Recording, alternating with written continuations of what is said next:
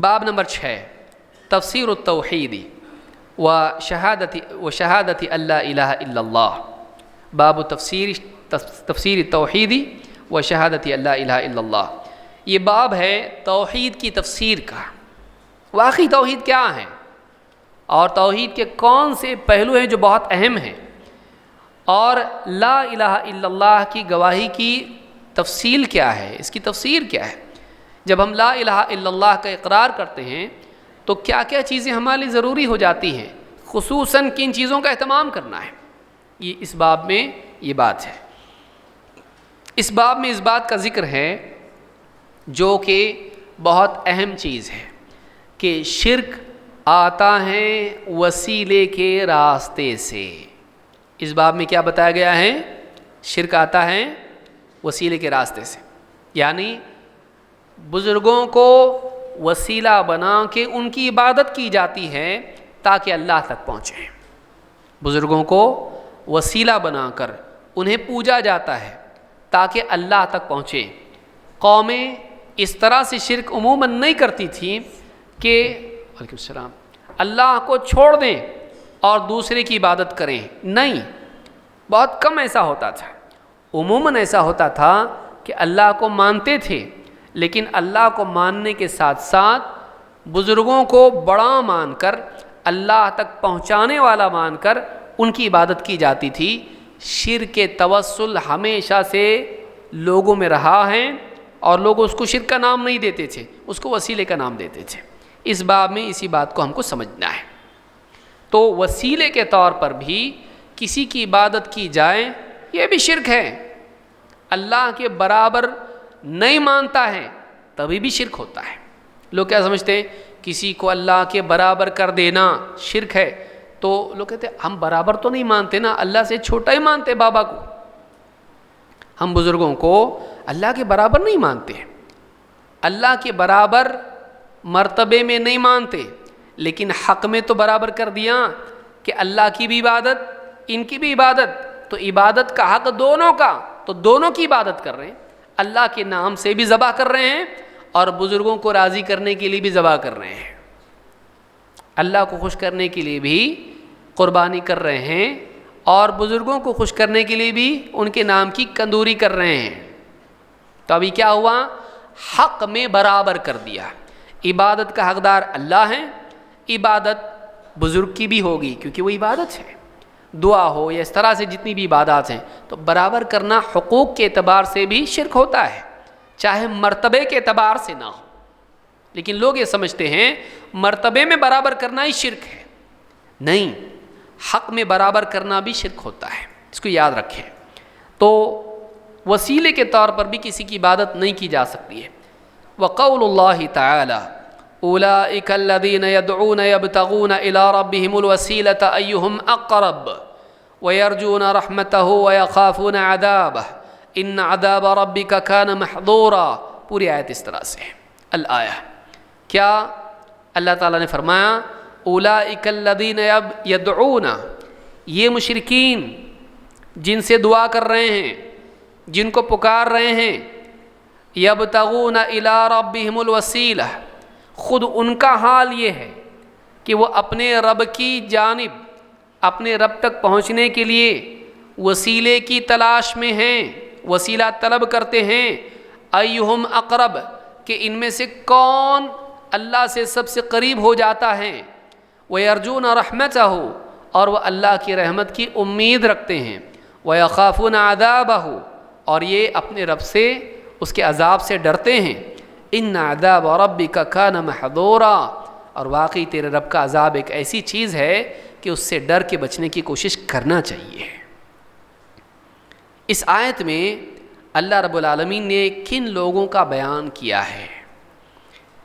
اس آیت سے معلوم ہوتا ہے کہ یعنی اکثر شرک کرنے والے، عبادت کرنے والوں کو جن کی وہ عبادت کر رہے ہیں ان کے موقف کا علم نہیں ہوتا ہے. اس کو ہم سمجھنے کی آگے کوشش کریں گے. یہ کون لوگ ہیں؟ ابن مسعود رضی اللہ تعالیٰ کہتے ہیں اولئک الذین یدعون یبتغون الی ربہم الوسیلہ. یہ جو آیت ہے کہتے ہیں نزلت فی نفر من العرب کانوا یعبدون نفرا من الجن، یہ عرب کے کچھ لوگوں کے بارے میں آیت نازل ہوئی جو جنات کی عبادت کرتے تھے. آگے ایک باب اس بارے میں آئے گا انشاءاللہ. فَأَسْلَمَ الْجِنِّيُّونَ وَالْإِنسُ الَّذِينَ كَانُوا يَعْبُدُونَهُمْ لَا يَشْعُرُونَ، یہ جنات کی عبادت کرتے تھے، وہ جنات ہی مسلمان ہو گئے، کیونکہ اللہ کے نبی صلی اللہ علیہ وسلم جن و انس دونوں کی طرف رسول بنا کر بھیجے گئے.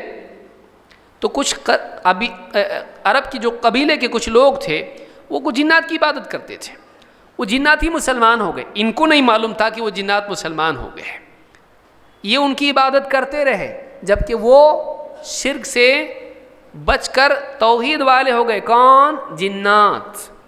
لیکن ان کی عبادت کرنے والے عرب وہ ابھی تک ان کی عبادت کرتے رہے. فَأَسْلَمَ الْجِنِّيُّونَ وَالْإِنسُ الَّذِينَ كَانُوا يَعْبُدُونَهُمْ لَا يَشْعُرُونَ فَنَزَلَتْ، پھر یہ آیت نازل ہوئی. کیا؟ کہ جن کو تم پکار رہے ہو، جن کی تم عبادت کر رہے ہو، وہ خود اس کوشش میں ہے کہ اللہ سے کون قریب ہوتا ہے، کوئی ایسا عمل مل جائے کہ ہم اس عمل کو کر کے اللہ کے اور مقرب ہو جائیں. وہ تو اللہ کے قریب ہونے کی کوشش کر رہے ہیں، تم ان کے قریب ہونے کی کوشش کر رہے ہو. وہ تو اللہ کو راضی کرنے میں لگے ہوئے ہیں، تم ان کو راضی کرنے میں لگے ہوئے ہو. وہ تو توحید والے ہو گئے، تم شرک کر رہے ہو ان کے ساتھ میں. وہ تم سے بیزار ہیں، تم ان کو خوش کرنے میں لگے ہوئے ہو. تو بعض اوقات ہوتا یہ ہے کہ لوگ جن کی عبادت کر رہے ہوتے ہیں ان کا حال ان کو معلوم نہیں ہوتا کہ وہ خود زندگی میں شرک سے منع کرتے تھے، ہے کہ نہیں؟ عیسیٰ علیہ السلام زندگی بھر شرک سے منع کرتے رہے، لیکن عیسائی کیا کرتے ہیں؟ انہی کو اللہ کے ساتھ رب اور معبود بناتے ہیں. ایسے کتنے اللہ والوں کا حال ہے کہ لوگ ان کو اللہ کے ساتھ شریک کرتے ہیں جبکہ وہ اپنی زندگی بھر لوگوں کو شرک سے منع کرتے رہے. تو اس باب میں ایک بہت بڑی بات یہ بھی جاننے کی ہے کہ بہت سے ماننے والے، شرک کرنے والے خود جن کو اللہ کے ساتھ شریک کرتے ہیں وہ خود شرک کو پسند نہیں کرتے ہیں، اور انہیں خود ان کا عقیدہ معلوم نہیں ہوتا ہے، لیکن چونکہ ان کی عظمت دلوں میں ہوتی ہے انہیں اللہ کے ساتھ شریک کر کے ان کے ذریعے اللہ کو خوش کرنے کی کوشش یہ لوگ کرتے ہیں، جبکہ انہوں نے اپنی زندگی میں کبھی یہ سکھایا نہیں. انہوں نے کبھی نہیں کہا میری عبادت کر کے اللہ کو خوش کرو، میری عبادت کرو میں تم کو اللہ تک پہنچاؤں گا، بولے نہیں وہ. لیکن انہوں نے اپنے دل سے عقیدہ گھڑا. تو عام طور سے لوگوں کے ذہنوں میں بات ہوتی ہے کہ کسی کو وسیلہ بنا کر اللہ تک پہنچا جائے. اس کے لیے کیا کرنا؟ ان کے نام کی نظر نیاز کرو، ان کی عبادت کر کے اللہ تک پہنچنا چاہتے ہیں. غیر اللہ کی عبادت کر کے کبھی اللہ تک نہیں پہنچ سکتے. تو اس آیت میں بتایا گیا ہے کہ عربوں میں بھی وسیلے والا شرک تھا. عربوں میں کیا تھا؟ وسیلے والا شرک. شرک ایسا بھی ہوتا ہے کہ آدمی کسی کو اللہ کا مقرب مانے اور یہ مانے کہ ہم ڈائریکٹ نہیں پہنچ سکتے، ان کے تھرو جائیں گے. پھر ان کے تھرو جانے کے لیے ایسے ہی کیسے چلے جائیں گے؟ ان کو خوش کرنا پڑے گا. کیسے خوش کریں؟ اللہ کو کیسے خوش کرتے؟ قربانی کر کے. ان کو کیسا خوش کریں؟ قربانی کر کے. تو وہ عمل جو اللہ کے لیے تھا وہ ان کے لیے کر کے ان کو خوش کر کے اللہ تک پہنچنا چاہتے. کون سکھایا؟ باپ دادا. ایسی دل میں آیا. کیا غلط ہے؟ اچھا ہے نا؟ کوئی دلیل ان کے پاس نہیں ہوتی ہے. تو شرک توسل جو ہے عام طور سے لوگوں میں رہا ہے. چلیے اور آگے بڑھتے ہیں. ایک تو بات یہ جو توحید کی تفسیر جو ہے اس میں پہلی بات یہ کہ عام طور سے شرک جو آیا وہ وسیلے والا ہوا کرتا تھا. تم کو اپنی توحید صحیح کرنا ہے تو اس شرک سے بچنا پڑے گا. ٹھیک؟ شرک توسل میں نہیں پڑنا، نمبر ایک. نمبر دو، توحید کا اہتمام کرنے والے کے لیے غیر اللہ کی عبادت سے براءت کا اظہار کرنا پڑے گا. میں اللہ کو معبود مانتا اور کسی کو نہیں مانتا. خالی یہ بولنا کافی نہیں، میں اللہ کی عبادت کرتا ہوں، اللہ معبود برحق ہے، اللہ کتنا اچھا معبود ہے، اللہ کی عبادت کرنا کتنا اچھا کام ہے. اس کو توحید نہیں بولتے. توحید اس کو بولتے ہیں اللہ ہی معبود ہے اور کوئی معبود نہیں. دوسرا جملہ جب تک نہیں آتا توحید نہیں بنتی. دوسرا جملہ جب تک نہیں آتا توحید نہیں. صرف اللہ، توحید والا معاملہ یہاں ایسا ہے، صرف اللہ معبود ہے اور کوئی نہیں. پھر اتنے سارے لوگ عبادت کر رہے چاند سورج کی اور اس کی، وہ کیا؟ یہ معبود بننے کے حقدار نہیں ہیں، لوگوں نے بنا لیا ان کو. یہ واقعی معبود بننے کے حقدار نہیں ہے. تو جب تک شرک سے براءت کا اظہار نہ کرے، اللہ کے علاوہ جن کو پوجا جا رہا ہے ان کا انکار نہ کرے معبود ہونے کے طور پر، یہ معبود نہیں، جب تک کہ یہ اعلان نہ کرے وہ آدمی توحید والا نہیں ہو سکتا ہے. دوسری بات اس باب میں جاننے کی ہے. اللہ تعالیٰ فرماتا وَإِذْ قَالَ إِبْرَاهِيمُ لِأَبِيهِ وَقَوْمِهِ إِنَّنِي بَرَاءٌ مِّمَّا تَعْبُدُونَ إِلَّا الَّذِي فَطَرَنِي الآیہ. اور جب ابراہیم نے کہا اپنے باپ سے اور اپنی قوم سے اِنَّنِي بَرَاءٌ مِّمَّا تَعْبُدُونَ، جن کی تم عبادت کرتے ہو میں ان سب سے بری ہوں، میرا ان سے کوئی لینا دینا نہیں، کوئی تعلق نہیں، میں ان سے دور ہوں.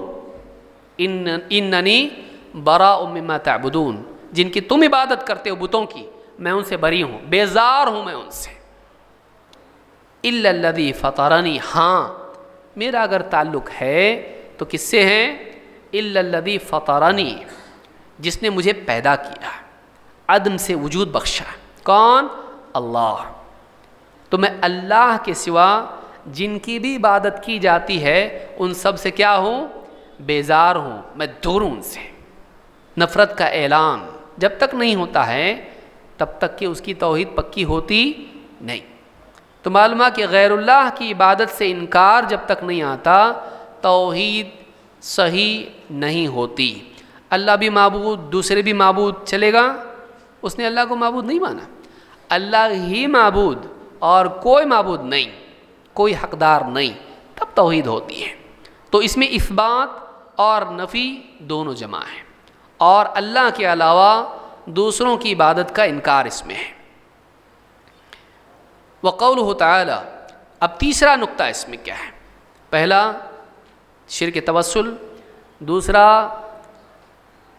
شرک سے، شرک والوں سے اور جن کو شریک بنایا جا رہا ان کی عبادت سے بیزاری کا اعلان، یہ ضروری ہے. تیسری چیز کیا ہے کہ صرف عبادات میں نہیں، شریعت میں بھی انسان کسی کو شریک کر سکتا ہے اللہ کے ساتھ، کہ اگر اس کو اس کا حکم اللہ کی طرح مانیں اور اللہ کے حکم میں اس کو شریک کریں اور اللہ کے مقابلے میں اس کی بات کو مانیں تو بھی یہ شرک ہو سکتا ہے، تب بھی یہ مشرک ہو جائے گا. آئیے اس کو دیکھتے ہیں. وقولہ تعالی اتخذوا احبارهم ورهبانهم اربابا من دون اللہ، سورہ توبہ آیت نمبر 31. اتخذوا احبارهم ورهبانهم اربابا من دون اللہ، انہوں نے، کس نے؟ یہود و نصارہ نے بنا لیا اپنے احبار کو اور اپنے رہبان کو، اپنے یہودیوں کے عالموں کو اور عیسائیوں کے عابدوں کو. احبار اور رہبان، احبار یہودیوں کے عالم اور رہبان عیسائیوں کے عابد، کیا کر دیا؟ ارباب من دون اللہ، اللہ کی بجائے انہیں اپنا رب بنا لیا، اللہ کے سوا انہیں اپنا رب بنا لیا. معلوم یہ ہوا کہ اللہ کے سوا علماء کو اور عباد کو انسان رب بنا سکتا ہے، یہ گمراہی ہے. ممکن ہے ایسا ہو جائے. شرک ایسا بھی آتا ہے کہ عالموں کو اور عابدوں کو اللہ کے ساتھ رب بنا لے. وہ کیسے ہوتا؟ اس سے بھی بچنا. عدی بن حاتم رضی اللہ تعالیٰ عنہ کی حدیث ہے، کہتے ہیں میں اللہ کے نبی صلی اللہ علیہ وسلم کی خدمت میں حاضر ہوا اور میرے گلے میں صلیب پڑی ہوئی تھی، کراس جو عیسائیوں کا ہوتا ہے. اللہ کے نبی صلی اللہ علیہ وسلم کے قریب گیا تو آپ سورہ برات کی، سورہ توبہ کی آیت پڑھ رہے تھے. اتخذوا احبارہم ورہبانہم اربابا من دون اللہ، انہوں نے اللہ کے مقابلے میں اپنے احبار اور رہبان کو اپنا رب بنا لیا۔ فقلت یا رسول اللہ انا لم نتخذہم اربابا، میں نے کہا کہ اللہ کے رسول ہم نے اپنے عالموں کو اور عابدوں کو اپنا رب نہیں بنایا۔ انہوں نے کیا کہا؟ ہم نے اپنے عالموں کو اور عابدوں کو ہم رب نہیں مانتے تھے، ان کو رب کا مقام درجہ نہیں دیتے تھے۔ قال بلا، آپ نے کہا بلکہ تھا ایسا کیا؟ یا بلکہ ٹھیک ہے ایسا نہیں تھا، پھر کیا تھا؟ الیس یحلون لکم ما حرم علیکم فتحلونہ ویحرمون علیکم ما احل لکم فتحرمونہ، آپ نے کہا کیا ایسا نہیں تھا کہ اللہ کی حرام کی ہوئی چیز کو وہ حلال کرتے تو تم بھی حلال مان لیتے، اور اللہ تعالیٰ کی حلال چیز کو وہ حرام کر دیتے تو تم بھی حرام مان لیتے؟ اللہ کی حرام کو حلال اور اللہ کی حلال کو حرام وہ کر دیتے، تم ان کا فیصلہ مان لیتے، کیا ایسا نہیں تھا؟ انہوں نے کہا قلت بلا، میں کہا ہاں ایسا تو تھا، ایسا تھا۔ آپ نے فرمایا فَتِلْكَ عِبَادَتُهُمْ، یہی ان کی عبادت ہے، یہی ان کی عبادت ہے۔ تو اس حدیث کو امام ابن عبد البر نے جامع بیان العلم میں ذکر کیا ہے، ترمذی میں بھی یہ حدیث ہے، اور الحدیث الحجہ بنفسہ میں صفحہ نمبر 77 پر شیخ الالبانی کہتے ہیں حدیث حسن ہے، اور جامع بیان العلم میں بھی 1140 پر ابن عبد البر نے اس کو روایت کیا ہے۔ اس حدیث سے کیا معلوم ہوا؟ اگر کوئی انسان یہ عقیدہ رکھے کہ کسی عالم کو یہ اختیار ہے کہ اللہ کی حلال کو حرام، حرام کو حلال کر دے، وہ مشرک ہو جاتا۔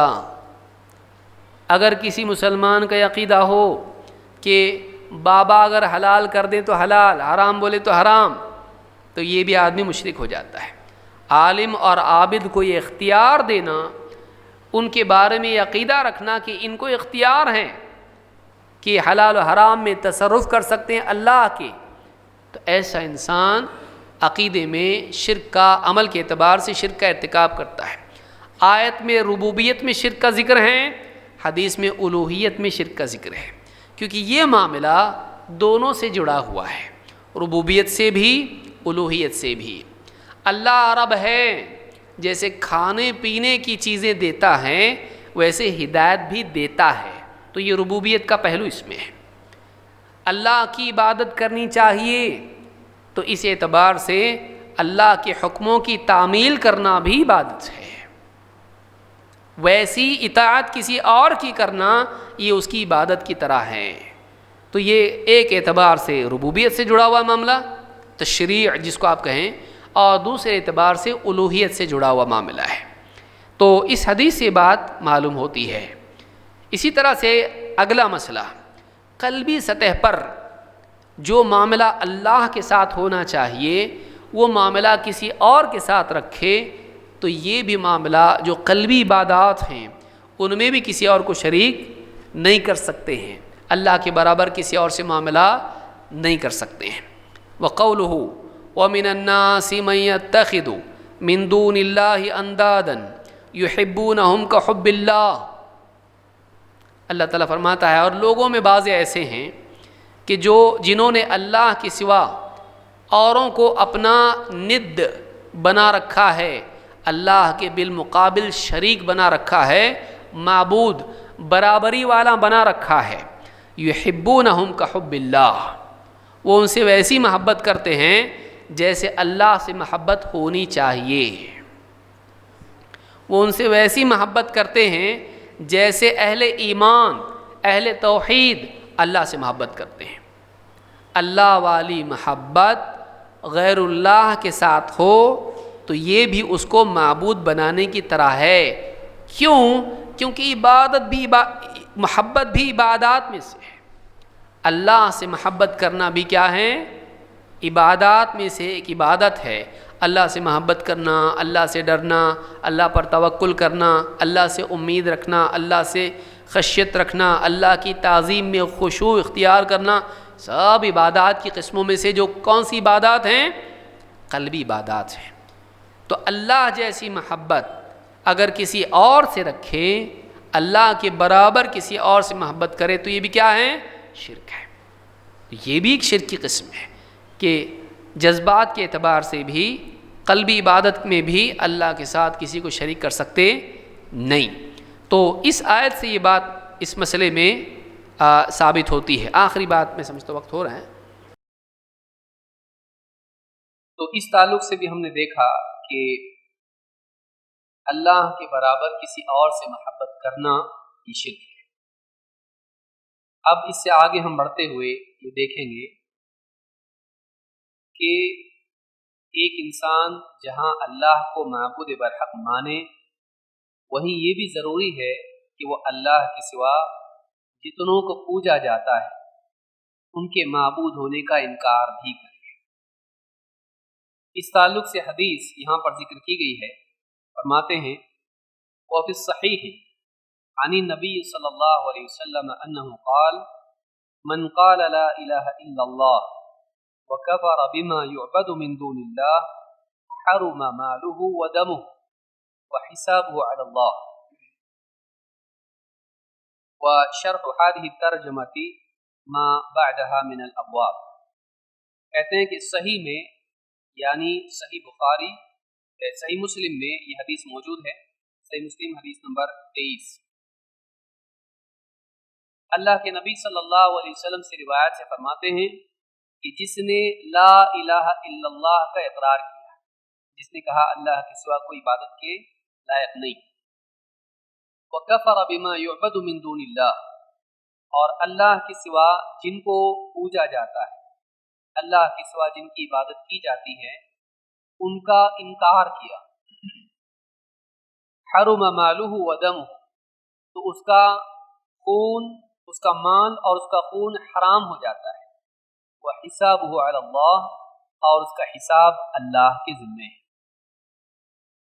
اس حدیث سے بات معلوم ہوتی ہے کہ نجات کے لیے اتنا ہی کافی نہیں کہ آدمی لا الہ الا اللہ کا زبانی اقرار کرے، بلکہ ایک اور شرط اس کے ساتھ جوڑی گئی، وہ یہ کہ وَكَفَرَ بِمَا يُعْبَدُ مِن دُونِ اللَّهِ، اللہ کے سوا جن کی عبادت کی جاتی ہے ان کا انکار بھی کرے۔